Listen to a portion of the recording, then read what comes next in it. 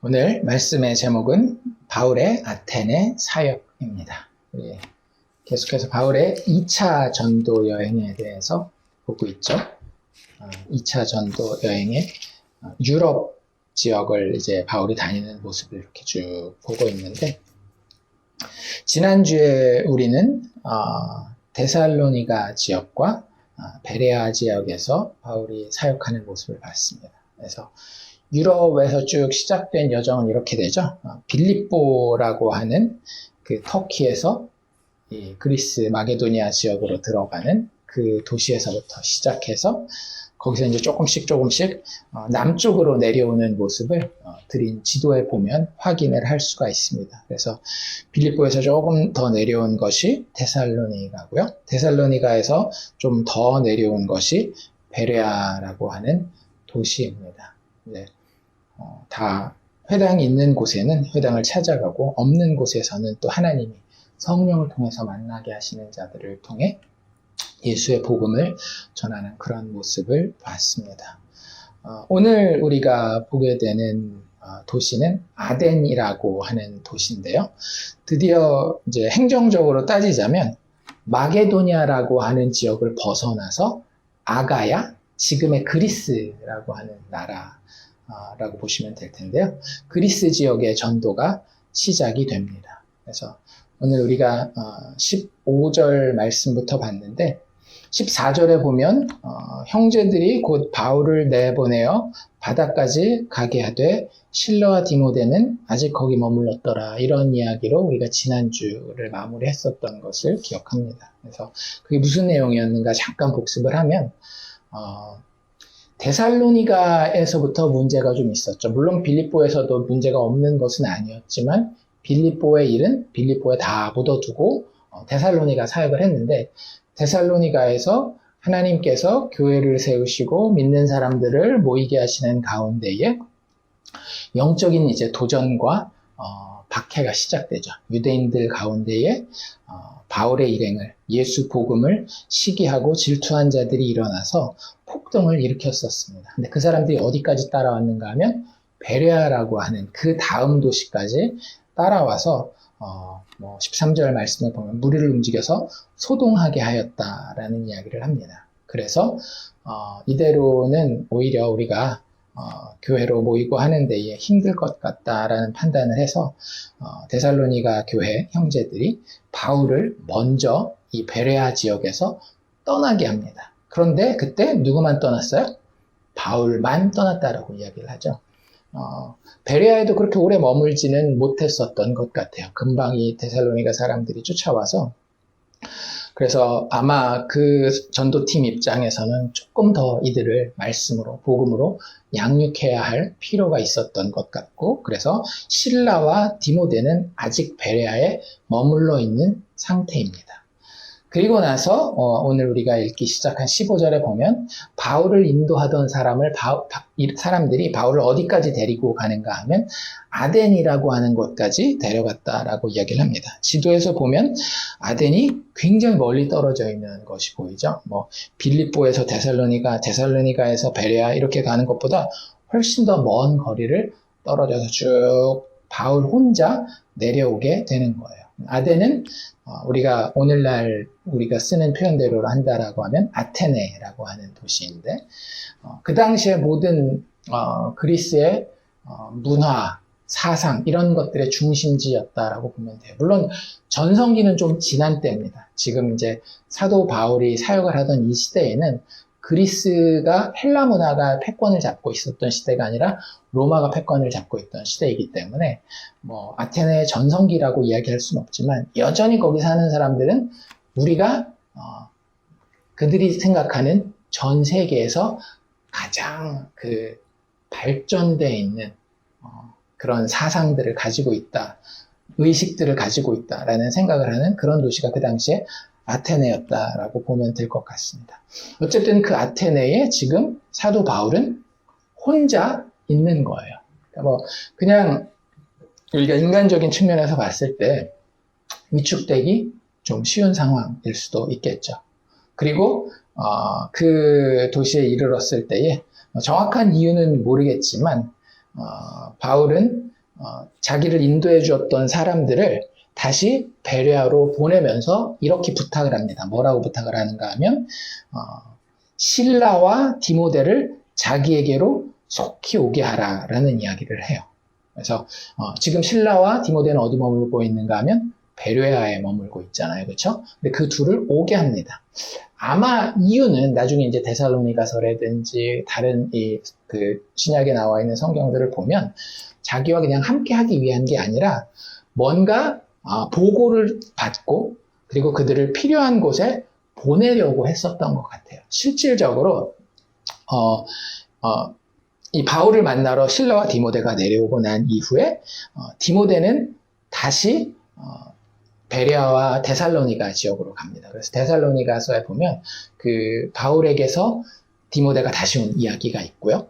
그리고 실라 같은 경우는 저 위에 마게도니아 북쪽으로 갔다라는 이야기를 하거든요. 아마 그것은 빌립보 교회로 보내는 것이 아닌가라는 생각이 들어요. 그래서 바울의 그 제자 삼는 방식은요, 어느 지역에 가서 하나님이 교회를 세우면 그것으로 하나님의 말씀 가운데 다 맡겨두지만 본인에게 기회가 될 때마다 어떻게 하면 다시 가서 그들의 믿음을 살피고 그들을 다시 점검하고 로마서에서 이야기하는 것처럼 나에게 무슨 신령한 것이 있는데 그것을 너희와 나누려고 한다. 그래서 본인 안에도 계속되는 예수에 대한 더 깊은 깨달음과 그런 어떤 하나님이 주시는 영성의 어떤 이런 내용들을 계속 더 나누기를 원했고 또 그들에 대해서 어떤 상황인지 점검하고 키워주고 하려는 이런 모습들이 있었던 것을 볼 수가 있어요.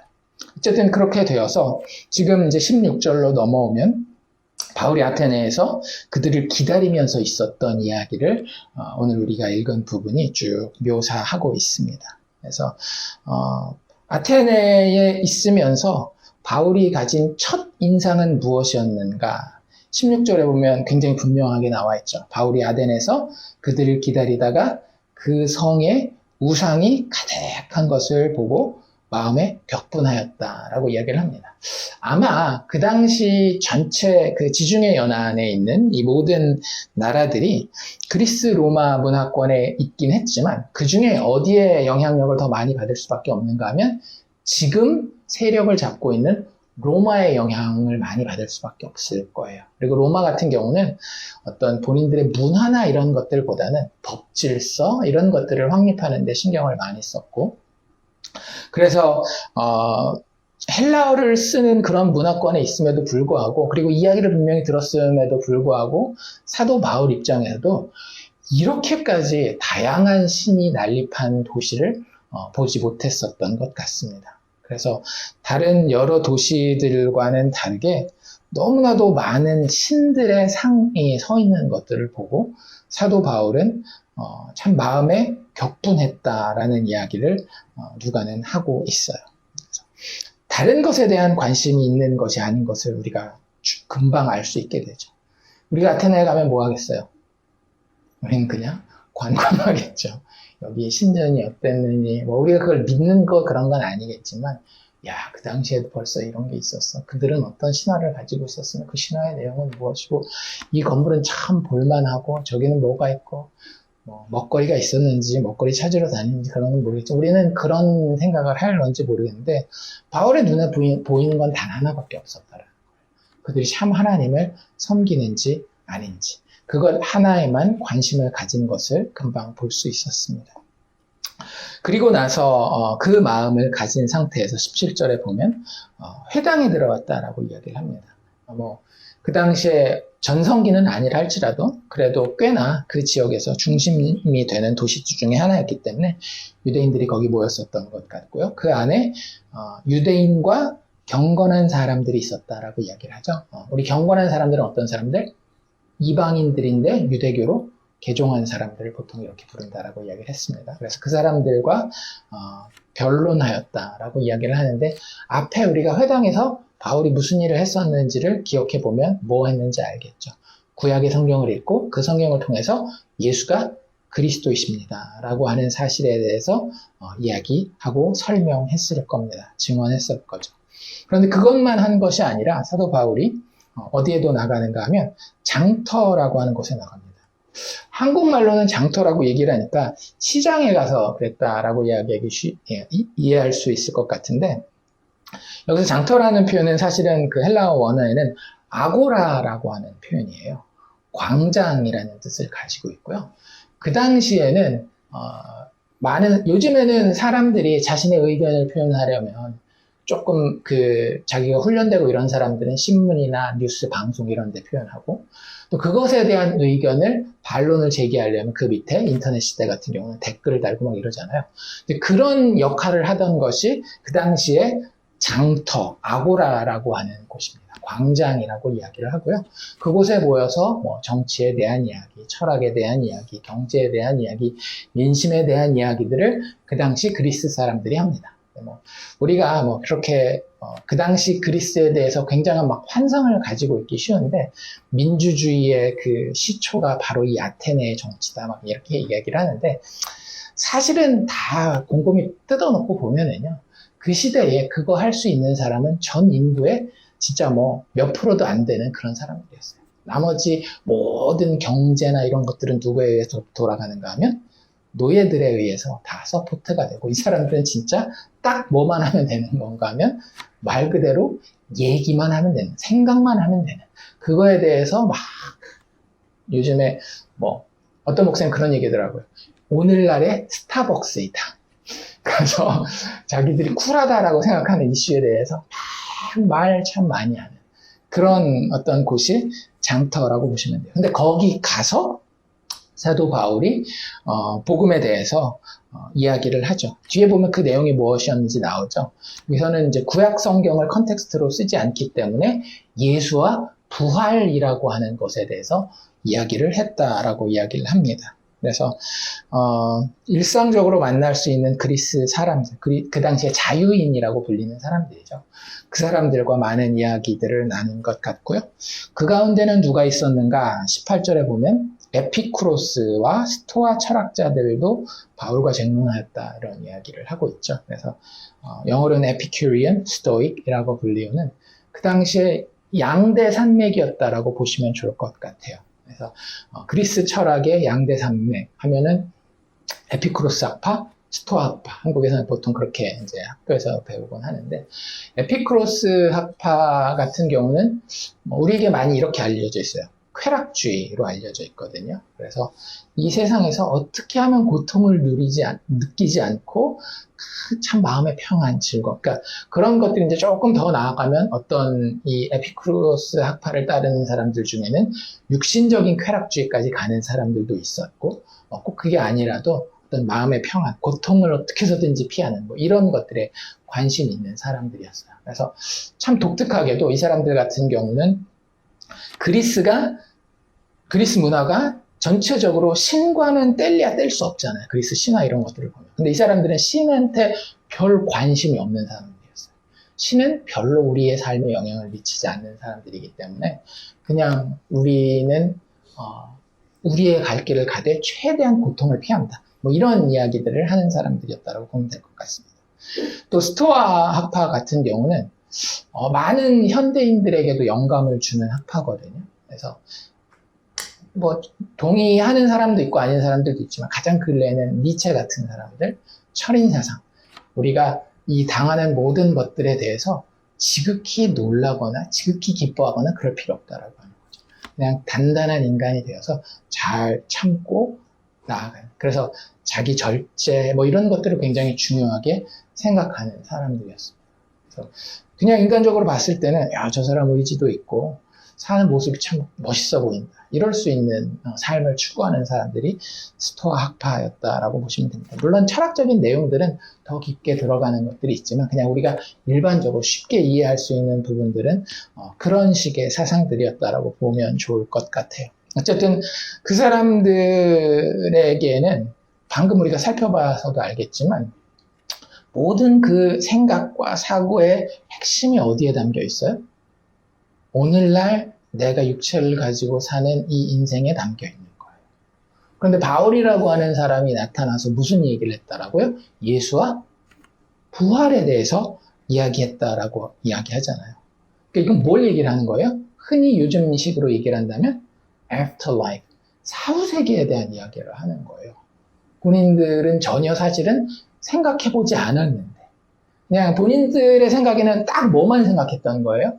내가 사는 이 인생 동안만 생각했는데 바울이라고 하는 사람이 나타나서 예수라는 신을 이야기하는 것 같더니 죽은 사람이 다시 살아난다라고 부활이라는 이야기를 해. 그러니까 굉장히 좀 새로운 거죠. 진짜 새로운 거죠.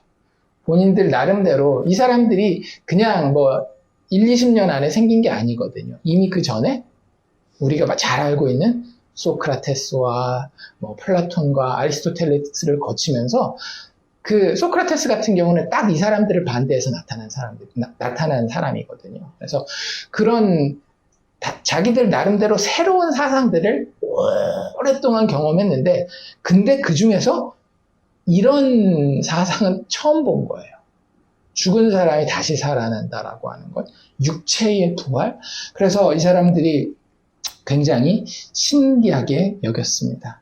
그래서 이제 바울에 대해서 조금 더 궁금해하기 시작하죠. 그래서 19절에 보면 그를 붙들어서 아레오바고로 가자라고 이야기를 합니다. 아레오바고는 뭐냐 하면 그 파고스, 아레오, 파고스 이 두 단어가 합쳐진 건데요. 아레오는 그리스 신 중에 에리스라고 하는 신이 있죠. 그래서 아레스라고 한국에서는 보통 이야기하는데 아리스라고 하는 그 신, 아레스라고 하는 그 신이 있었던 파고스는 언덕이라는 뜻이에요. 그래서 그 아레오 신에 대한 재판이 있는 그런 이야기가 그리스 신화에 있거든요. 그 일이 있었던 곳이 바로 이 언덕이다라고 이야기를 해서 거기에서 실질적으로 아테네 사람들이 모여서 재판을 하는 법정을 열고 또 그런 것뿐만 아니라 그 도시가 뭘 어떻게 해야 되는지에 대해서 정할 때에 요즘식으로 얘기를 하자면 뭐 국회 정도 될까요? 컨그레스, 뭐 로마 그 당시의 문화로 따진다면 원로원 같은 그런 역할을 하는 곳이었습니다. 그곳에 정식으로 바울을 초대하기를 원했었던 거예요. 그래서 네가 이야기하는 이 새로운 가르침이 무엇인지 우리가 알 수 있겠느냐라고 물어보면서 네가 어떤 이상한 것을 우리 귀에 들려주고자 하니 그 무슨 뜻인지 알고자 하노라라고 하면서 아레오바고로 정식으로 초대를 합니다. 그러면서 이제 누가가 소개하는 아테네 사람들에 대한 묘사가 21절이죠. 아까 우리가 이야기한 것처럼 모든 아덴 사람과 거기서 나그네 된 외국인들이 그러니까 사실 뉴욕의 상황과 참 비슷해요. 그렇죠? 뉴욕에도 외국 사람들 참 많잖아요. 그리고 뭐 하는 거 좋아해요? 말하는 거 엄청 좋아하잖아요. 그것도 뭐 새로운 어떤 트렌드, 그게 사상이 됐건 기술이 됐건 이런 거 이야기하는 걸 참 좋아했는데 가장 새로운 것을 말하고 듣는 것 이외에는 달리 시간을 쓰지 않으니더라. 뉴욕보다도 훨씬 더 형편이 나은 거죠. 이 사람들은. 왜? 노예들이 기본적으로 받쳐주기 때문에 자기들은 진짜 노동을 할 필요가 없어요. 딱 정치만 하면 돼요. 뭐 경제 이런 것도 큰 걱정을 안 해요. 전쟁 나서 나라가 다른 나라한테 넘어가지만 않으면 되는 뭐 그런 정도였으니까. 그래서 그런 상황에서 바울의 이야기를 듣고 아까 이야기 드린 아레오바고로 바울을 초대하게 됩니다. 그리고 나름대로 바울은 그 자리에 가서 뭐 한 거예요? 설교를 한 거죠. 증인됨의 역할을 감당하게 됩니다. 그래서 설교의 내용 이렇게 쭉 우리가 읽어봐서 알겠지만 너희들 가운데에 종교심이 참 많구나라는 이야기를 하고 그리고 이제 그리스 여러 신이 있지만 그 중에서 한 제단을 이렇게 선택해서 알지 못하는 신이라고 하면서 너희가 섬기는데 그 알지 못하는 신이 진짜 있다. 그리고 그 신이 진짜라고 이야기를 하면서 성경의 하나님에 대해서 소개를 하고 그것으로 끝나는 것이 아니라 혹시 오늘 읽으면서 예수님 이야기가 나왔던 거 보셨어요? 예수라는 이름은 쓰지 않았지만 31절에 보면 정하신 사람이라는 표현이 나옵니다. 그게 예수 이야기예요. 그래서 예수님의 이야기까지 결국에는 기승전 예수로 끝나는 설교를 아레오바고에 가서 사도 바울은 하게 됩니다. 그랬을 때 반응이 어떻게 됐나요? 굉장히 좀 신기하죠. 한 세 종류 정도의 반응이 나오는데요. 32절에 보면 죽은 자의 부활이라고 하는 이런 개념을 듣고 어떤 사람은 뭐 했대요? 조롱하였다. 아이고, 저 사람 정신력과 그게 뭐가 가능해. 요즘에도 그런 얘기들 많이 하죠. 과학주의 시대에 살면서 초자연적인 것에 대해서 이야기할 때 정신 나간 소리라고 이야기하는 그런 반응. 그 당시에도 똑같이 있었던 것 같습니다. 그러니까 요즘 사람들이 되게 착각하는 게 뭐냐면요. 옛날 사람들은 되게 미신적이고 말도 안 되는 거 믿고 우리는 굉장히 똑똑하고 과학으로 모든 것을 다 증명했다라고 생각하는데요. 그렇게 많이 달라지지 않았어요. 인간의 본성은요. 보는 것에 의해서 대부분의 것을 판단하는 게 인간의 본성인 거예요. 그래서 그 당시에도 본인들이 평상시에 보지 못하는 것들에 대해서 그리고 평상시에 경험할 수 없었던 것들에 대해서 이야기하면 조롱하는 그런 모습들이 자연스럽게 있었던 겁니다. 그런 반응만 있었던 것은 아니죠. 어떤 사람들은 중립에 딱 박아놓고 있는 사람들이 있죠. 어떻게 해요? 이 일에 대하여 너의 말을 다시 듣겠다. 조금 더 얘기해봐라. 조금 더. 뭐 이런 반응을 보이는 사람들도 있었다라고 이야기를 합니다. 그리고 마지막 세 번째는 34절에 보면 그 중에 몇 사람은 바울을 가까이 하여서 믿었다라고 하면서 이름 둘을 소개를 하고 있어요. 아레오바고 관리였었던 디오누시오라고 하는 사람과 다마리라고 하는 여자. 아마 그 당시 아테네에 믿는 사람으로 초대교회 공동체 가운데 알려졌었던 이름이 아닌가라는 생각이 듭니다. 어쨌든 이런 사람들은 처음 듣는 이야기지만 예를 들자면 이 아레오바고 관리 디오누시오라고 하는 사람 같은 경우는 어쩌면 그냥 얼떨결에 거기 관리니까 별로 관심 없다가 바울이 왔는데 이런 이야기가 있었어? 라고 듣고 그냥 우연히 그 자리에 있다가 믿게 된 걸 수도 있겠죠. 그래서 뭐 그런 사람들 정말로 생각지 못했었던 몇 사람이 복음을 듣고 예수를 믿게 되는 그런 모습을 보게 됩니다. 한 가지 재밌는 건 뭐냐면요. 33절인데요. 이에 바울이 그 가운데서 떠나갔다라고 이야기를 합니다.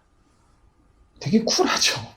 여기 어떤 사람들이 있었다라고요? 아까 중립박은 사람들 중에 네 말을 조금 더 다시 듣겠다라고 이야기를 한 사람들이 있었어요. 그런데 바울 어떻게 했어요? 그냥 떠나가요. 그냥 항상 바울이 그랬었던 것은 아니지만 이 아테네에서는 그랬었던 것 같습니다. 그 사람들이 다시 듣겠다라고 하는 그 부분에 대해서도 미련의 정에 묶이지 않고 그냥 딱 떠나는 그런 모습을 보여줘요. 그래서 중요한 건 무엇인가 하면요. 교회가 또 성도가 증인으로 설 때 가장 중요한 것은 이게 말이 되느냐, 이게 일반 은총 안에서 전략적으로 일을 이루겠느냐, 안 이루겠느냐 이런 게 중요한 게 아니라요. 하나님 앞에 복음의 영광과 그리고 그 안에서 하나님이 직접 성령을 통하여 인도하시는 길이 무엇인지를 보는 것이 훨씬 더 중요한 것 같습니다. 그래서 사도 바울의 모습은 되게 정이 많아요. 이 사람 진짜 정이 없는 사람이 아니에요. 로마서 9장 같은 데서도 지난번에도 이야기한 것처럼 내가 내 백성을 위해서라고 한다면 차라리 내가 생명책에서 지어지는 한이 있더라도 이 사람들이 구원을 받기를 원한다. 그리고 데살로니가나 베레아나 빌립보 같은 데도 떠나왔음에도 계속 사람들을 보내고 편지를 보내고 다시 한번 그들을 방문하기를 원하고 이런 모습들을 보면 정이 없는 사람이 아니에요. 하지만 사도 바울은 뭘 제일 중요하게 생각했는가 하면 하나님이 지금 우리를 어떻게 인도하고 계시는지를 훨씬 더 중요하게 생각하고 그것의 범위 안에서 본인의 어떤 인간적인 감정이나 정 이런 것들을 소화하고 표현하는 것을 볼 수 있습니다. 그래서 모든 것이 하나님의 주권 밑에 내려와야 되는 게 맞는 거예요. 우리가 자꾸 우리의 것을 하나님의 것과 동등하게 두거나 오히려 하나님의 것을 우리의 감정이나 우리의 경험 밑에 두게 되면 항상 거기서 성도나 교회는 문제를 경험하게 되었습니다. 그래서 사도 바울의 케이스를 보면서 우리가 그런 것들을 좀 기억하면 좋을 것 같고요. 어쨌든 이게 이제 전체적인 줄거리인데 이 바울의 아테네 사역을 통해서 우리가 좀 주의해야 될 점을 오늘은 좀 살펴보기를 원해요. 그래서 바울의 아테네 사역을 보고 사람들이 일반적으로 반응하는 여기서 이제 뭐 적용점 같은 것들을 찾는 것들이 있거든요. 그래서 사람들이 오해하는 그 오해가 한 두 가지 정도로 나뉘어질 수 있는데 그 두 가지 오해를 살펴보고 그리고 마지막에는 실질적으로 우리가 바울의 아테네 사역을 어떻게 받아들이는 것이 사도행전이 우리에게 주고자 하는 그 어떤 교훈의 맥락과 같을 수 있는지를 좀 살펴보려고 합니다. 첫 번째로 가장 많은 분들이 이 바울의 아테네 사역을 보면서 오해하는 게 뭐냐면 바울이 아테네 가서 쓴 이 방법이 정말 우리가 따라야 될 모델 중에 모델이다. 이렇게 이야기를 해요. 왜요? 현대 사회의 많은 도시들이 어디를 닮았기 때문에? 이 아테네를 닮았기 때문에. 많은 교회들이 실질적으로 도시에 존재하잖아요. 미국만 그런 것이 아니라 한국도 그렇고 실질적으로 어느 정도 발전한 나라에 가서 교회들이 세워지는 거 보면 대부분은 다 교회에 있습니다. 그러니까 그 본인들이 가지고 있는 교회의 현실이 어디랑 비슷한 거예요? 이 아테네랑 되게 비슷한 거예요. 젊은 사람들이 다 어디로 모여듭니까? 도시로 모여들고 그 도시로 모여든 젊은이들이 나름대로 꿈과 야망이 있기 때문에 자기들의 커리어를 위해서 고등교육을 받습니다. 그리고 고등교육을 받다 보면 그것에 대해서 이야기하고 다른 사람과 토론하는 것이 재미있기 마련이에요. 그러니까 딱 아테네에 있는 이런 모습인 거죠. 게다가 그 사람들은 하나님은 믿지 않지만 철학이라고 하는 게 요즘 사람들은 철학이라는 단어를 많이 쓰진 않지만 어떤 인생은 이런 거야. 우리가 사람은 이렇게 살아야지. 뭐 이런 것들이 다 철학이거든요. 그런 것들에 굉장히 관심을 많이 가지고 있는 그런 청중들을 보기 때문에 그런 입장에서 교회가 이 아테네 사역을 보면 바울의 아테네 사역을 보면 너무나 매력적인 거예요. 아, 교회는 이렇게 사역해야 됩니다. 대부분의 유명한 목사님들의 설교들도 사실은 그런 식으로 이 본문을 받아들여요. 우리가 바울이 이렇게 아테네에서 사역한 것처럼 우리도 이렇게 사역하고 이렇게 세상에 다가가야 됩니다. 라고 이야기를 해요. 네, 다시 말씀드리지만 사도행전은 우리에게 방법론을 가르쳐주는 책이 아니에요. 조금 더 범위를 넓히면요. 모든 성경은 우리에게 너희가 이렇게 해라 라고 하는 규칙과 율법을 정해주는 책이 아닙니다. 그것에 대한 힌트를 얻을 수 있긴 하지만 그건 항상 부차적인 내용이에요. 1차적인 내용은 뭐겠어요? 하나님이 죄인을 위해서 예수 그리스도 안에서 성령을 통하여 무슨 일을 하셨는지 그걸 보라는 것이 그래서 그걸 보는 가운데에 우리가 성령의 도움으로 믿어지게 되는 것이 성경이 기록된 1차적인 이유입니다. 근데 자꾸 이걸 가지고 여기서 방법론을 찾아내게 되잖아요. 그럼 문제가 생겨요.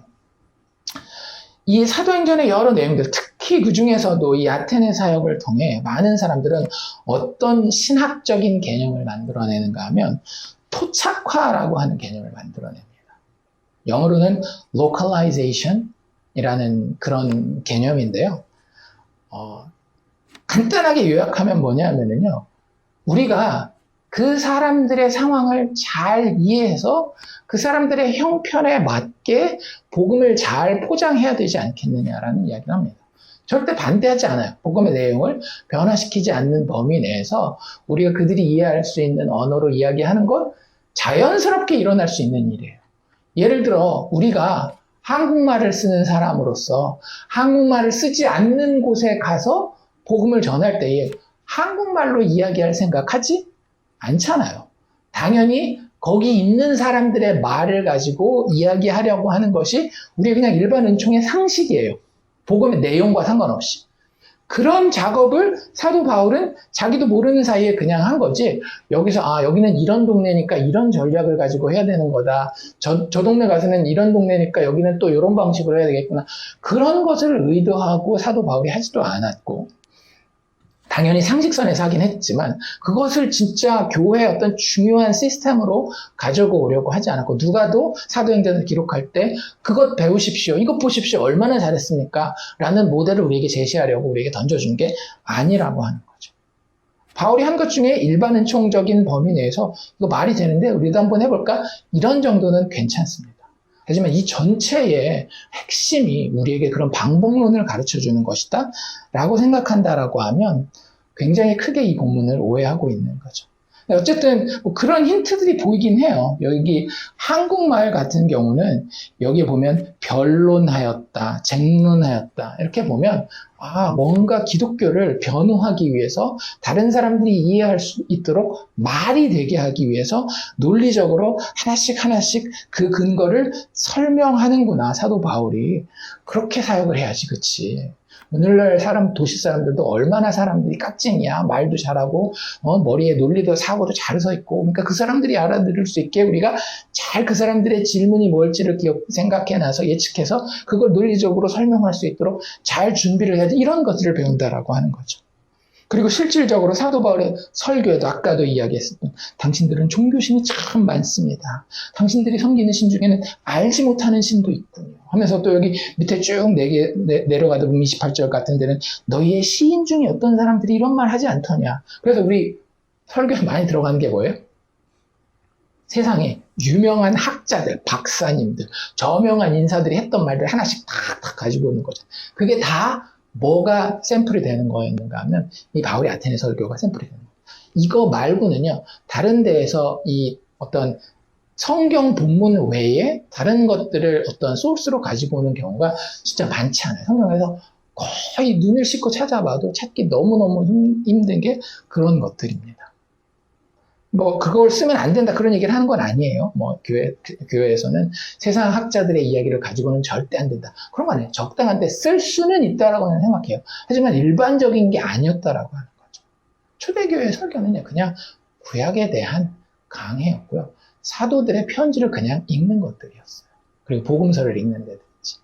그래서 그런 것들, 또 여기도 보면 그 사람들의 상황을 아주 잘 이해해 주죠. 품어주는 것 같은 표현이 뭐가 있어요? 알지 못하던 시대에는 하나님이 간거하셨지만, 그래도 지금까지는 뭐 그런 거 다 우리가 다 이해한다, 뭐 이런 식으로. 그래서 우리가 오늘날의 교회가 세상에 다가갈 때에는 접촉점을 가지는 게 굉장히 중요하고, 그 사람들을 이해하고 친절하고, 세상이 쓰기 좋아하는 단어 있잖아요. inclusiveness. 포용적이고 그 사람들의 감정도 이해하고 상황도 이해하고 이런 것들을 다 어디서 뽑아내는가 하면 성경 다른데 그런 거 별로 없습니다. 구약 같은데 선지자들이 선포하는 말씀들이나 예수님의 말씀 같은 것들 보십시오. 그런 것들이 진짜 있는지, 정말로 회개하라 천국에 가까웠느니라 이런 얘기부터 시작해서 전부 다 듣기 거북한 이야기들이 되게 많아요. 우리가 오늘날 하고 있는 거의 대부분의 사역의 방식이나 스타일이 굳이 성경적인 근거를 찾는다라고 한다면 바울의 아테네 사역으로 보기가 되게 쉬워요. 사실 그것도 모르는 채로 그냥 하는 경우들도 되게 많지만 굳이 성경적인 근거를 찾자면 그렇다라고 하는 겁니다. 그런데 진짜 그걸 배우라고 우리에게 이걸 기록했다라고요? 아니라고요. 한번 그냥 상식적으로 이렇게 생각해 봅시다. 예수 복음의 메시지라고 하는 것이 정말 설명만 잘 하고 그 사람들의 쓸데없는 기분을 건들지만 않으면 그 사람들이 알아들을 수 있고 믿음의 자리에 나올 수 있습니까? 이것이 우리의 신앙입니까? 아니죠. 우리가 예수 믿게 되었을 때에 예수 그리스도의 복음에 대해서 정말로 믿음으로 받아들이게 되었을 때 우리의 신앙 고백은 뭐예요? 하나님이 아니면, 오직 은혜가 아니면, 성령께서 나를 살리시지 않으면 나는 영적으로 죽은 시체이다. 이게 우리의 신앙의 고백이요, 신학적인 기초 아닙니까? 근데 왜 이 이야기를 보고 엉뚱한 다른 신학을 가지냐라고 하는 거죠. 우리가 설명을 잘하고 그들에게 접촉점을 가지고 그들에게 친절하고 그들을 잘 포용하면 그들이 예수를 믿는 데 크게 도움이 될 것이다. 사실 우리는 이 본문을 그렇게 받아들이는 순간 두 가지 정반대되는 신학으로 이 본문을 이해하게 되는 겁니다. 여기서 보여지는 사도 바울의 모습은요, reach out, 어떻게 해서든지 다가가서 그 사람들이 이해할 수 있는 말로 예수 복음을 설명하는 게 아니에요. 그렇게 보이는 모습들이 있죠. 그런데 그게 핵심은 아니라고 하는 거예요. reach out, 다가가는 그 과정이 여기서 핵심이 아니라고 하는 거예요. 저도 예전에는 그런 줄 알았어요. 이 본문 보면서. 그런데 진짜 자세히 보십시오. 사도 바울은 다른 거 진짜 아무 관심 없어요. 오직 뭐에만 관심 있어요? 예수를 드러내는 게. 기승전, 예수. 그러니까 계속 볼 때 뭔 얘기하는 거예요? 이 사람들이 듣고 딱 기억나는 두 단어 뭐? 예수와 부활. 뭔 얘기를 하는 거야? 못 알아듣는 게 맞는 거라니까요. 그 맨 뒤에 얘기했던 그 몇 명, 디오누시오랑 다말이 이 사람들이 이상한 거예요. 다른 사람들이 지극히 정상적인 겁니다. 사도 바울이 이렇게까지 했는데도 알아들었다라고요? 못 알아들었다라고요? 못 알아들었다라고요. 조롱하고 다시 얘기해봐 이러고 있다니까요. 사도 바울이 한 작업은요, reach out에 그 사람들이 어떻게 다가갈까에 핵심이 있는 게 아니라 진짜 초점은 어디에 있는가 하면 witnessing to Jesus. 예수 그리스도를 증거하는 것 자체에, 증인되는 것 그 자체에 핵심이 있었다라고 하는 거예요. 여러분들, 우리가 전하는 복음의 메시지가 그럴 수 있기를 원합니다. 사람들이 받아들일 수 있는 메시지가 아니에요. 나 스스로도 내가 이해했기 때문에 받아들인 게 아닙니다. 물론 믿은 다음에 하나님께서 내 영을 살게 하셔서 믿은 다음에 요거 저거 다 따져보면 야, 이게 말이 되는구나, 이해가 그 이후에 될 수는 있겠지만 처음에 죽은 영혼이 살아나는 것은 절대로 이게 이해가 될 만하기 때문에, 받아들여질 만한 어떤 환경이 갖춰졌기 때문에 그 영혼에게 들어갈 수 있는 것이 아니라고 하는 거죠. 근데 여기서 그걸 배우겠다? 그럴 수 없어요. 여러분들, 그 나니아 이야기에서 아슬란을 처음 소개하는 장면에 수잔이나 루시가 이 아슬란에 대해서 질문하는 장면이 있습니다. 수잔은 뭐라고 물어보는가 하면 Is he quite safe? 라고 물어봐요.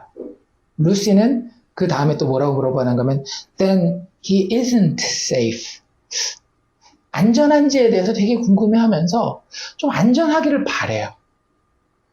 예수 복음이 나의 감정도 상하지 아니하고 나의 자존심도 무너뜨리지 아니하고 나를 좀 이렇게 칭찬해주고 축혀 세워주고 격려해주는 굉장히 안전한 것으로 받아들이기를 원합니다. 사람들이 그래요. 그래서 우리가 증인될 때 우리는 자꾸 어떻게 한다고요? 이 바울의 아테네 사역의 모델이다라고 하면서 그 사람들의 그 안전을 지켜주면서 어떻게 해서든지 이 사람들이 머리로도 이해하고 감성적으로도 공감할 수 있도록 그렇게 복음을 포장해서 전달하려고 하고 그 근거를 잡고 이 바울의 아테네 사역으로 삼으려고 한다라고 하는 거예요. 예수 그리스도 안에 드러난 하나님을 안전하고 친절한 분으로만 소개하려고 합니다. 물론 제 얘기는 그렇기 때문에 그 사람들에게 무례해야 됩니다라는 이야기를 하려는 건 아니에요. 사도 바울 아까도 이야기한 것처럼 되게 정도 많았고 관심도 많았고 실질적으로 사람을 잘 챙기는 그런 사람이었어요. 하지만 복음의 메시지 자체가 그것 아래에 있지 않다라고 하는 거죠. 오히려 그 수잔과 루시, 그 아이들과의 대화에서 미세스 비버는 이렇게 이야기를 합니다. Of course he isn't safe. But he's good. 그분이 안전할 리가 없지. 사자인데 너 사자 몰라? 그런데 한 가지 분명한 것은 그 안전하지 않은 그분이 good, 선하신 분이라는 거예요. 예수 복음이 그런 거예요. 예수 복음이 우리에게 들어올 때 처음 요구한 게 뭐예요? 너 죄인이야, 인정해. 너 나쁜 놈이야. 너 쓰레기야. 네 인생 지금까지 살아왔던 거 아무 의미 없어. 안전해요? 절대 안전하지 않아요. 하지만 그것을 우리에게 들려주시는 이유는 뭐냐면 우리가 진짜 어떻게 병들어 있는지를 깨닫게 하기 위해서 그 메시지를 우리에게 들려주는 거예요. 하나님의 거룩하심과 하나님의 선하심에 비춰봤을 때, 그분의 창조주 되심에 비춰봤을 때에 우리가 얼마나 잘못된 자리에 서 있는지를 깨닫지 않고는 그 병을 치유할 수가 없는 거예요. 그렇기 때문에 마치 수술실의 칼처럼 복음은 안전하다라고 많은 이야기할 수 없어요. 하지만 그 수술실의 칼은 그 환부를 도려내고 환자를 회복시킨다라는 측면에서 좋은 것이라고 우리는 이야기할 수 있다는 거예요. 복음이 그렇다라고 하는 거예요. 있는 그대로 전해져야 하는 거예요. 사도 바울도 마찬가지였어요. 궁극적으로는 선하신 하나님이시지만 그 복음의 메시지가 처음에는 죄인들에게 걸림돌이 될 수 있는 것을 알고 있었고 그거 그대로 이야기한 겁니다. 별로 양보한 흔적이 보이지 않아요. 오히려 갈라디아서에서 사도 바울은 이렇게 이야기를 합니다. 형제들아, 내가 지금까지 할례를 전한다면, 여기서 할례를 전한다는 게 뭐예요? 그 상황에 맞춰준다라는 이야기예요. 아테네에서는 할례가 아니라 뭐였더라고요? 그 당시에 그들이 가지고 있는 다신론, 우상신을 섬기는 이런 것들이었잖아요. 내가 만약에 그걸 잘 섞어서 너희에게 전했다라고 한다면 어찌하여 지금까지 박해를 받으리요? 그리하였으면 십자가라고 하는 걸림돌이 제거되었을 것이다. 십자가는 뭐다? 걸림돌이다. 십자가는 걸림돌입니다. 꼭 기억하십시오. 자연인에게는, 성령의 도움이 없는 자연인, 즉 주인에게는 십자가는 항상 걸림돌이에요. 왜? 십자가가 얘기하는 게 뭐니까? 너 십자가 봐. 저기서 처참하게 죽어가는 저 시체가 너야. 네가 지금 아무리 싱싱해 보여도, 네가 지금 아무리 잘 나가는 것처럼 보여도 너는 시체야. 그리고 그 심판은 정해져 있어. 이게 복음의 메시지의 시작이, 이게 십자가의 걸림돌이에요. 그게 인정되지 아니하고 나도 그나마 괜찮은데 더 괜찮아지려면 예수를 믿고 죽은 다음에도 사후세계가 있다면 천국도 가야지. 아니요. 이 땅에서부터 나의 모든 자존심이 죽어지는 거예요. 그래서 뭐라 그래요? 너희가 나를 따르려고는 자기 십자가를 지르잖아요. 자기 십자가 지면 어디 가는 거예요? 사형장 가는 거잖아요. 죽어서 시체 되라는 얘기예요. 절대 이게 우리에게, 인간에게 받아들이기 쉬운 얘기가 아닙니다. 아무리 큰 교회에서 아무리 존경받는 목사님들이 이런 이야기를 한다 할지라도 우리 이제는 성경적으로 돌아갑시다. 성경에서 이야기하는 것이 그냥 우리가 따라야 할 유일한 길이에요. 교회 안에도요, 우리가 서로 칭찬하고 서로 인간의 이 위대함을 높이는 것들이 얼마나 많은지 몰라요. 진짜 복음의 진리를 깨달은 사람들 같은 경우는 이래요. 제가 아는 어떤 한 사람 같은 경우는 그분은 실질적으로 이름도 알려져 있어요. 근데 여자거든요. 그분이 주변에 자꾸 이런 얘기를 듣는 거예요. 정말 은혜 받았습니다. 복음에 대해서 당신이 깨달은 것들 우리에게 이렇게 잘 가르쳐 주는데 너무 재능이 많은 것 같은데 좀 대중적인 연사로 나아가서 더 많은 사람들에게 이 중요한 이 진리를, 복음의 진리를 당신이 체험한 것과 깨달은 것들 그걸 좀 알려주면 좋지 않겠습니까? 많은 사람들에게 알려줘서 좀 PR도 하고 광고도 하고. 근데 이분이 그런 것들은 다 거절해요. 성경에서 여자가 나서서 가르치는 것들 저는 하지 않기를 원합니다. 그리고 자기는 이제 60세가 이제 좀 넘어가셨기 때문에 나이든 여자로서 젊은 여인들을 내가 양육하고 제자 삼고 하는 그런 것들에 더 집중하고 내가 어머니로서 할머니로서 내 가정을 잘 돌보는 성경 이야기하는 현숙한 여인으로서 이 사람들을 돌보는 것을 내가 따라가겠습니다 하고 세상에서 효율적으로 복음을 더 많은 사람들에게 전파해야 된다라고 하는 그런 논리를 과감하게 버리는 사람들도 있어요. 칭찬받고 스팟라이트 받고 이런 것들 우리는 너무 익숙해져 있습니다. 진짜 정말 뼛속 깊이, 교회 뼛속 깊이 박혀 있어서요. 얼마나 모이는지, 얼마나 이게 막 뜨거웠는지, 어떤 눈에 보이고 사람들한테 내세울 수 있는 것에 사실은 우리의 모든 관심이, 교회와 성도의 관심이 집중되어 있는 경우들이 되게 많습니다. 되게 조심해야 되는 게 정말 복음적인 메시지만 가졌다고 하는 경우에도 그런 부분들이 불쑥불쑥 튀어나오는 경우. 그게 이 본문이 우리에게 주는 교훈이 아니라고 하는 겁니다. 오히려 이 본문은 저는 보면서 뭘 깨달았는가 하면, 야, 바울은 정말 아무 다른 것엔 관심이 없구나. 하나님이 보내신 곳에서 예수의 증인되는 그것 하나에만 관심이 있었구나. 어떻게 사람이 이렇게 바보 같을 수가 있을까 할 정도로 이것 하나만 이야기를 하는 거예요. 잘 생각해 보세요. 바울이 처음에 왜 이 사람들로부터 말쟁이라는 표현이 있었잖아요. 그쵸? 그게 칭찬이 아니에요. 그냥 우리 한국말로만 들어도 그렇잖아요. 근데 헬라어 표현 자체도 그 문맥상 컨텍스트에서 보면 약간 비꼬는 거예요. 에휴, 말만 많이 하지, 뭐 이런. 말도 안 되는데, 이렇게 수다만 많이 떠는 것 같은 그런 그 분위기거든요. 그럼에도 불구하고, 그러면 우리는 상처받잖아요. 그럼 저 사람한테 어떻게 뭘 쓰면 상관없어요. 바울은 처음부터 끝까지 무슨 얘기만 해요? 예수. 십자가. 부활. 그냥 그 얘기만 계속 한 거예요. 그런데 청중에 따라서 이 사람이 한국말을 쓰는 사람이구나. 이 사람이 영어를 쓰는 사람이구나. 이 사람이 중국말을 쓰는 사람이구나. 그게 달라지는 것처럼 그 당시에 이 사람들이 구약성경 가지고 얘기를 하면 뭔 얘기하는 건지 못 알아들으니까 그 사람들이 알아듣는 컨텍스트 정도에서 예수. 부활.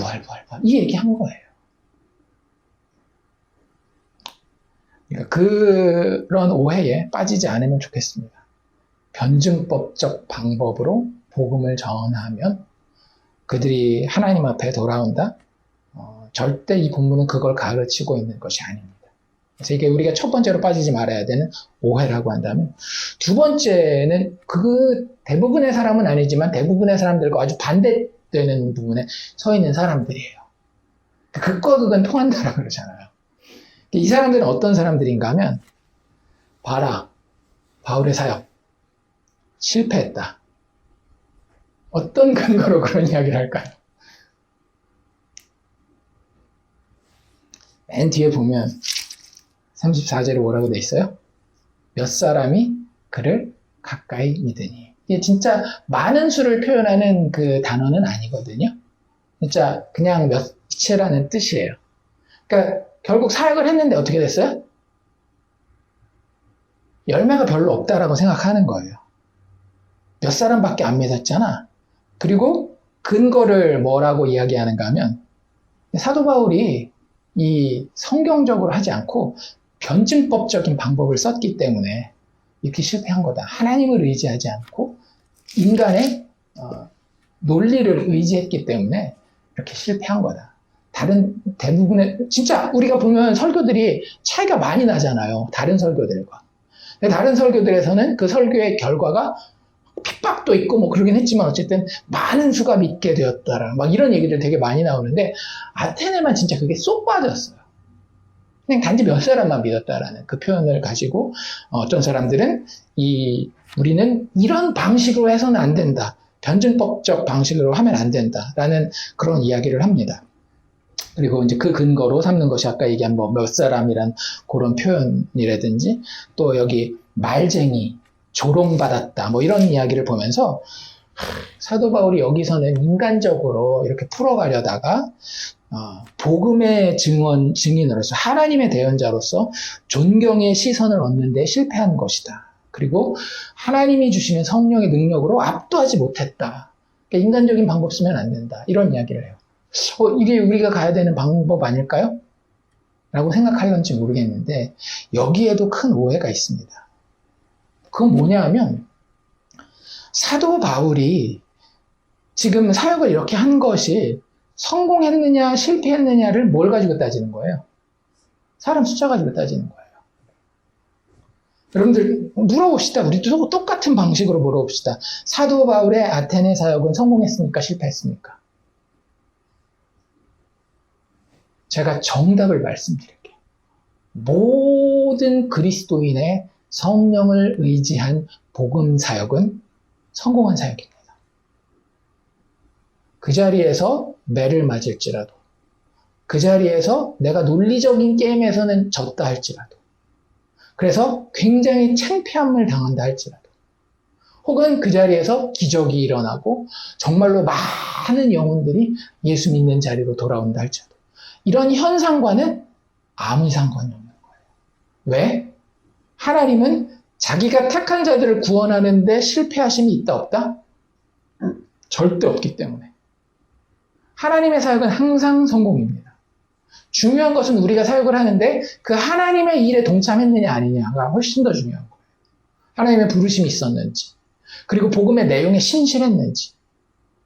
그런데 이 입장에 서 있는 사람들은 성경의 사역의 성패의 기준을 외적인 현상에 대한 평가로 생각합니다. 숫자라든지 기적이 일어났는지 안 일어났느냐든지 아니면 세상이 존경할 수 있을 만한 성공을 가졌는지 안 가졌는지. 그래서 참 아이러니하게도요. 되게 복음적이면서도 그 복음적인 교회가 하나님 나라의 영광을 세상 사람들을 압도하는 것에서 그 근원을 찾는 경우가 되게 많이 있어요. 그렇지 않아요. 하나님은 그거 가지고 눈 하나 깜빡하지 않으십니다. 야, 네가 그래도 복음의 전파자인데 가서 그렇게 말싸움해가지고 져서 되겠어? 내가 창피하다. 하나님 그러실까요? 그러시지 않는다라는 거예요. 그 안에 성령을 통해서 우리가 오직 예수 그리스도의 죽음과 부활 외에는 하나님의 그 의로우신 심판대 앞에 설 수 있는 다른 길이 없습니다. 그런데 하나님 예수 그리스도가 우리를 위해 죽어주심으로 성령 안에서 우리가 그를 믿는 믿음으로 우리가 살 수 있는 길을 열어주신 것이 얼마나 감사합니까? 내가 그것의 증인입니다. 라고 부르신 곳에 가서 그 증인의 역할을 감당한다라고 한다. 성경적인 사역의 성패의 기준은 그 예수 복음의 선포에 신실했는지 아닌지에 달려있다라고 하는 사실을 우리가 기억해야 할 것입니다. 그래서 이 양쪽 극단의 오해에 빠지지 않도록 상당히 주의해야 할 것이고요. 그럼 실제 일어났던 일은 뭐냐? 제가 이제 이미 어느 정도 설명을 드렸어요. 늘 하던 대로 사도 바울은 아테네에서도 오직 예수 그리스도의 복음만을 선포했습니다. 그리고 하나님이 하신 일은 뭐예요? 증인들을 보낸 그곳에서 구원하기로 작정된 자들을 실수 없이 다 구원해내셨어요. 그게 몇 명인지 누구인지는 우리는 모르니까 그걸 가지고 우리가 평가할 바가 아니라고 하는 거죠. 하나님은 이 아테네에서도 구원할 자를 다 구원했다라고 하는 거예요.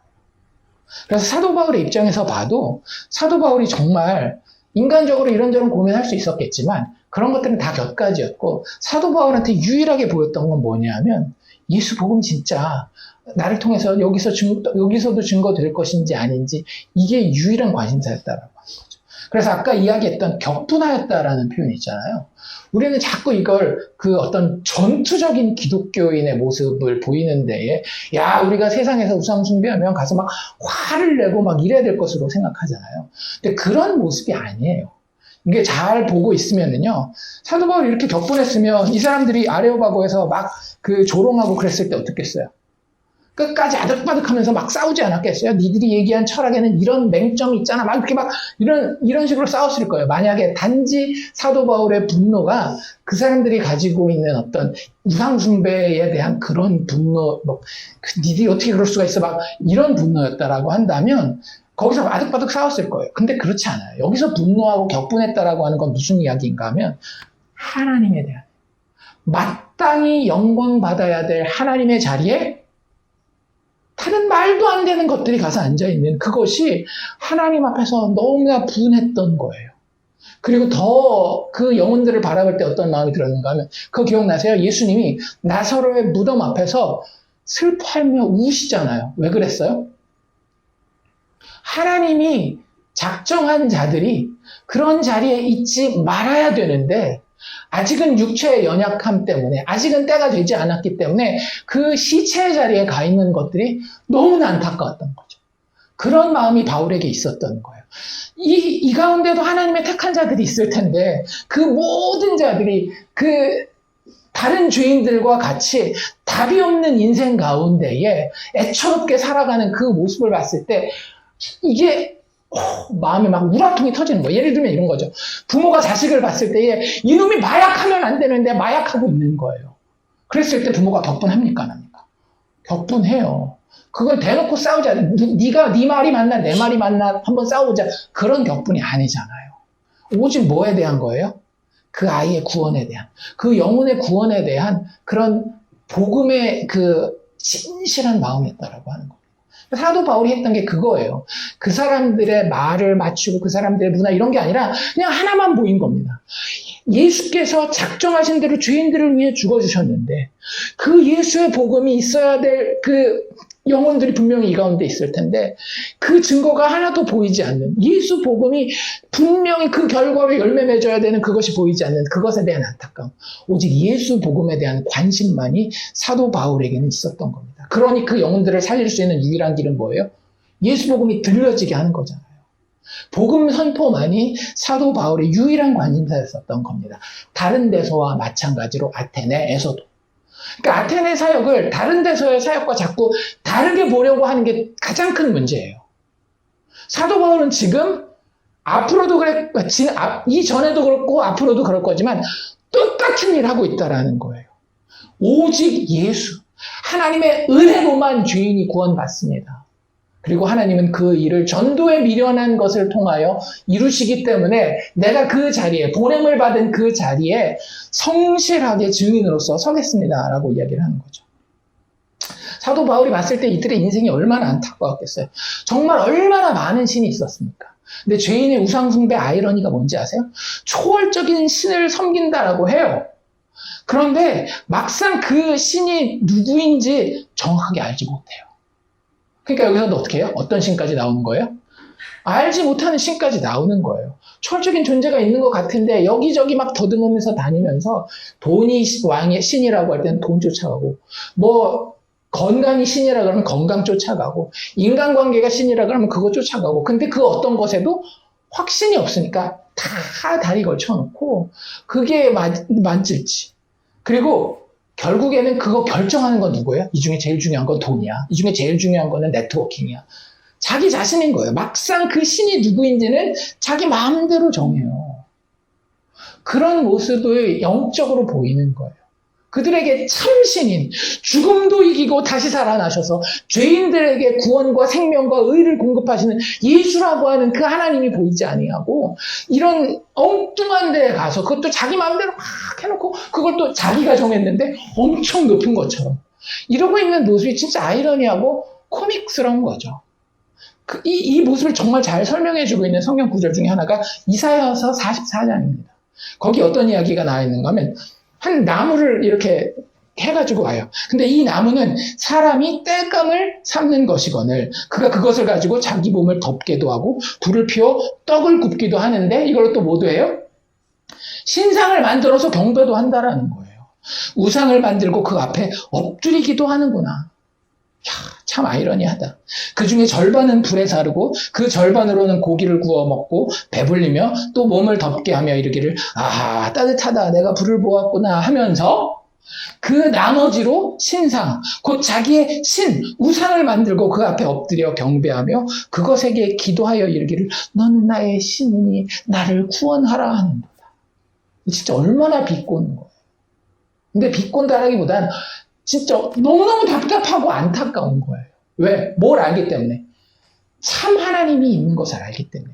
진짜 구원의 길이 예수에게 있다라는 것을 부활을 통해서 증명되어서 체험했기 때문에. 그것에 증인되는 것에만 사도 바울은 관심이 있었던 겁니다. 그들이 알지도 못하고 깨닫지도 못하는, 여기도 정확하게 나오잖아요. 알지 못하는 신에게. 그들이 알지도 못하고 깨닫지도 못하는 그들의 눈이 가려서 보지 못하며 그들의 마음이 어두워져서 깨닫지 못하미로다. 그래서 이거 쭉 보면 이 설교는 변증론적 설교라기보다는 복음 설교예요. 근데 구약을 하나도 모르기 때문에 구약 배경이 아닌 그냥 하나님을 그들이 알아들을 수 있는 언어로 설교했던 것 뿐이죠. 그래서 제일 처음에 뭐에 대한 이야기를 해요? 참 하나님이 한 분 계시다. 신을 단수로 쓰고 있어요. 여기 보면. 그래서 그 하나님을 소개하고 있습니다. 우주와 그 가운데 있는 만물을 지으신 단수 하나님, 유일하신 그 하나님에 대해서 소개하면서 그 하나님이 천지의 주제이시며 손으로 지으신 성전에 계시지 아니하다라고 이야기를 합니다. 그러니까 우리가 생각할 수 있는 레벨과는 다른 전혀 다른 종류의 차원의 신이 있다라는 거예요. 그분은 어떤 분이에요? 모든 것을 다 만드신 창조주라는 거예요. 그분은 어떤 분이에요? 주권자라는 거예요. 실질적으로 이 모든 것들의 주권을 가지고 있어요. 나랑 거래할 대상이 아니라고 하는 거예요. 그래서 실질적으로 이 역사와 인생을 주관하고 있어요. 너무 여기 잘 설명을 하고 있죠. 만민에게 생명과 호흡과 만물을 신이 주실 뿐만 아니라 인류 모든 족속을 한 연통으로 만드셔서 온 땅에서 살게 하시는데 그들에게 연대를 정하여 주시고 거주의 경계를 한정하셨다라는 거예요. 그리고 28절로 넘으면 우리가 그를 힘입어 살며 기동하며 존재한다라고 이야기를 하고 있습니다. 아직도 인생과 역사를 주관하는 그 하나님이 지금 계시다라고 하는 거죠. 그리고 더 중요한 것은 무엇인가 하면 회개하라라는 말과 함께 맨 31절에 뭐라고 이야기를 하는가 하면 천하를 공의로 심판할 날을 작정하셨다라는 거예요. 그 하나님은 당신의 완벽한 기준으로 궁극적으로 마지막 날에 의인과 악인을 갈라내신다라고 하는 거죠. 그 하나님에 대해서 소개합니다. 그리고 그것과 대비되는 인간의 모습을 어떻게 소개하고 있어요? 하나님을 알지 못하고 인정하지 않으며 자기중심적인 삶을 사는 죄인의 모습을 여기 이야기하고 있는 거예요. 너희들 왜 하나님을 너희들 중심적으로 해석하냐라는 거죠. 참 하나님이 있는데 그 하나님이 그렇게 자신을 알리려고 했는데 아직까지도 못 알아왔다라는 거예요. 그래서 어떤 분들은 여기 나와 있는 알지 못하는 신이라든지 뭐 이런 표현을 대부분의 사람들은 어떻게 이해하는가 하면 굉장히 그 사람들에게 친근하게 다가가려고 하는 이런 표현으로 쓰지만 그렇게 이해하는 것보다는 앞에 지금 그 상황을 사도 바울이 마음 편하게 생각했어요? 아니잖아요. 온 성이 우상이 가득한 것을 보고 마음에 격분했는데 그 사람들한테 가서 이제 좀 마음을 차리고 사도 바울이 그럴 사람이 아니에요. 진짜 불같은 사람이기 때문에 야, 이 바보 같은 놈들아. 니네들이 진짜 이렇게 종교심이 많냐? 진짜 안타까워하고 어쩌면 꾸중하는 듯한 그런 어투였다라는 거죠. 뭐 그건 우리가 그 당시에 설교를 듣지 않았기 때문에 모르겠지만 충분히 그럴 가능성이 있어요. 그렇게 많은 신을 섬기는 것이 좋은 것이 아니다라는 것을 오히려 이야기하기 위해. 왜? 신은 하나밖에 없기 때문에. 참신은 하나밖에 없기 때문에. 그래서 그 하나님에 대해서 이야기하는데 그 하나님을 알지 못하는 죄인들은 여전히 내가 보고 내가 경험한 나 중심으로 그리고 나에게 이익을 가져다 줄 수 있는 신들을 만들어가고 섬기고 거기서 어떻게 해서든지 낙오되지 않으려고 알지 못하는 신까지 집어넣어 가면서 그렇게 사는 죄인의 모습이라고 하는 거예요. 그런데 하나님께서 이제는 어떤 시대가 됐다라는 거죠? 종말이 됐다라는 거죠. 마지막 때가 됐기 때문에 더 이상 너희에게는 시간적인 여유가 없다는 거예요. 그게 30절에 이야기하는 알지 못하는 시대에는 하나님이 간구하셨거니와. 이걸 잘못 이해하는 사람들은 어떻게 해요? 예수복음을 전하기 전에 그리스 사람들은 나름대로 그들의 철학과 도덕 가운데 구원받았을 것이다. 그렇게 얘기하는데 그게 아니에요. 여기서 이야기하는 건 그 사람들 이야기를 하는 겁니다. 그 현장에 있었던 사람들. 너희들에게 알지 못하는 시대가 있었을런지는 모르겠지만 하나님이 지금 나를 증인으로 너희에게 보낼 때에는 너희에게 무엇이 왔다라는 걸 증명하는 것인가를 종말이 왔다라는 걸 증명하는 거예요. 여러분들 우리가 복음을 들고 간다라고 하는 것은 상당히 엄중한 일입니다. 왜? 내가 어떤 인간에게 그 인생에게 복음을 전한다라고 하는 건 그 사람에게 뭘 들고 가는 거예요? 종말을 들고 가는 거예요. 이해가 되세요? 내가 그 사람을 살릴 수도 있지만 그 사람이 이제는 더 이상 돌이킬 수 없는 때가 됐기 때문에 하나님 나를 보내는 걸 수 있어요. 그 종말을 가지고 그들에게 이제 너희에게 알지 못하는 때가 지났다. 내가 너희들이 알 수 있는 말로 예수 그리스도와 부활을 설명하고 그 마지막에 있을 하나님이 정하신 온전하신 심판에 대해서 너희에게 설명하리라 라고 바울이 지금 여기 설교하고 있는 겁니다. 회개하라. 그게 그래서 첫 번째 메시지가 되는 거예요. 너희들이 아직도 우상숭배에 묶여있는 이유는 너희들 스스로에게만 집중해 있기 때문에 너희가 우상숭배한 거야. 하나님이 충분히 알아들을 수 있는 여러 가지 것들을 너희의 인생 가운데 역사 가운데 펼쳐 놓았는데 너희들이 여전히 우상을 섬기는 것은 너희들의 삶의 사고방식의 중심에 누가 있기 때문에? 너희들 스스로가 있기 때문이야. 그 얘기를 하는 거예요. 그리고 나서 31절에 예수를 소개하죠. 그 유일하신 하나님이 정하신 그리스도가 있다. 여기서 정하신 사람이라고 하는 것은 구약적 표현으로 한다라고 한다면 메시아, 기름 부음 받은 자, 그리스도, 즉 하나님의 구원자. 그 하나님의 심판 앞에 마땅히 그 정죄받고 저주받아야 할 죄인들을 살릴 수 있는 그 구원자에 대한 이야기를 하는 거예요. 그로 하여금 천하를 공의로 심판하는 날을 작정하시고 그리고 그를 죽은 자 가운데서 다시 살리심으로 그것을 믿는 자들에게는 영원한 소망, 그것을 따르지 않는 자들에게는 영원한 죽음이라고 하는 그 심판에 대해서 하나님이 작정하셨다라고 하는 증거를 확증하셨다라고 하는 거죠. 근데 어떤 사람들은 이것마저도 귓등으로 듣는 거예요. 그래서 많은 학자들은 이런 얘기를 합니다.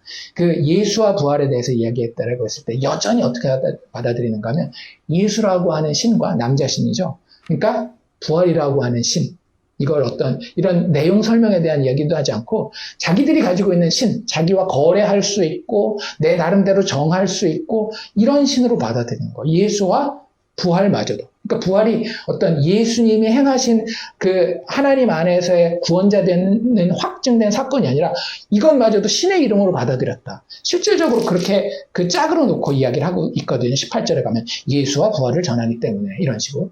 그래서 그런 것들에 대해서 사도 바울은 다 너희가 생각하고 있는 것을 내려놓으라고 하는 거예요. 하나님이 죄인을 향하여서 심판을 작정하셨는데 거기서 살 수 있는 유일한 길이 하나님이 마지막 때에 확증하신 대로 성취되고 지금 선포되고 있다. 그 이야기를 하는 겁니다. 그래서 예수의 부활이라고 하는 것은 죄인들의 유일한 소망이요 하나님의 영광의 확증입니다. 라는 이야기를 이 아레오바고에 있는 청중들에게 이야기를 하고 있습니다. 하나님의 심판은요 완벽하게 공정하고 완벽하게 최종적인 것이에요. 지금 그걸 이야기하고 있는 거예요. 그래서 그리스도인이라고 하는 하나님의 택함을 받은 자들은 예수 안에서 이 심판에 대한 확신과 무엇보다도 그 심판을 이겨낼 수 있는 예수 그리스도의 대속적인 죽음 그리고 부활에 대한 소망을 분명하게 성령 안에서 가지게 되는 자들이라고 하는 거죠. 예수 안에서 약속된 부활의 소망이 무엇인지, 그 결국이 무엇인지를 알기를 성령 안에서 담대하게 선포하고 있는 것이 지금 바울의 설교라고 하는 겁니다. 하나님이 그리고 거기를 떠나게 하시는 거예요. 왜냐하면 하나님이 구원하실 자들이 그 메시지를 듣고 구원받기에 충분하기 때문에. 꼭 기억하십시오. 내가 증인될 때에 어떤 무엇인가가 추가되어야지만 이 사람이 더 구원받고 이것이 빠졌기 때문에 물론 복음의 내용은 당연히 이야기해야 되겠죠. 근데 어떤 부수적인 어떤 논리적인 설명이 덜 되었기 때문에 이 사람이 구원받지 못하고 지옥 간다? 그런 일은 전혀 없어요. 하나님 아주 자신 있으십니다. 설교가 한 번일 수도 있고 100번일 수도 있어요. 근데 그건 그냥 하나님의 작정에 따른 것이지 어떤 인간의 논리와 효율성에 따른 게 아니라고 하는 거예요. 아덴에서는 구원받을 자들이 한 번의 설교로 충분했던 겁니다. 그게 아테네에서 실제 일어났었던 일이에요. 그냥 예수를 선포하는 거. 바울이 그전까지 하던 대로. 변증적, 토착화 이런 거 하나도 없었고요. 그리고 인간의 관점으로 봤을 때 이게 실패했느냐 성공했느냐 이런 것도 그렇게 바울은 중요하게 생각하지 않았어요. 왜? 항상 하나님의 나라는 승리합니다. 하나님의 복음이 선포되는 곳에서는 하나님의 택자들이 반드시 구원받게 되어 있습니다. 사도 바울이 했던 일이 그 일이라고요. 어떤 목사님이 청빙을 받아서 왔어요. 스코틀랜드에서 있었던 목사님인데 미국으로 청빙을 받아와서 교회를 이렇게 이제 처음 이제 사역을 감당하려고 했는데